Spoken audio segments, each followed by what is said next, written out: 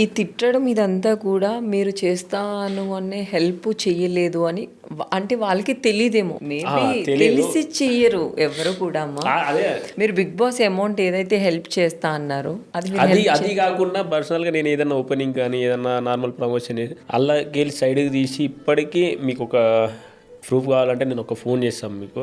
మా సారే నాకు చిన్నప్పుడు చదువు చెప్పిండు. నేను గెలిచిన తర్వాత సార్ ఒక బుక్ రాసిండు రైతుల గురించి. సార్ ఇట్లా రైతుల కోసమే పని చేస్తూ ఉంటాడు.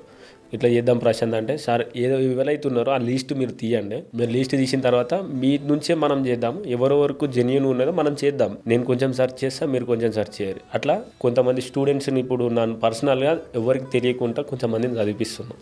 వావ్,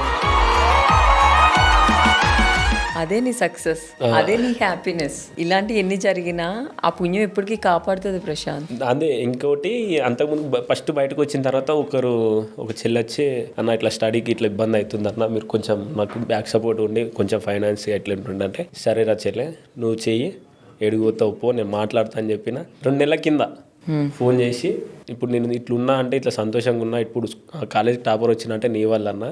ఒకటే మాట, నేను నీ దయ అంటే నా దయ ఏం లేరా, నీ దగ్గర టాలెంట్ ఉంది, నువ్వు చదువుకున్నావు, ఏం లేదు, నీ వెనక నేను నిలబడ్డా అన్న. మస్తు అనిపించింది. అంతే.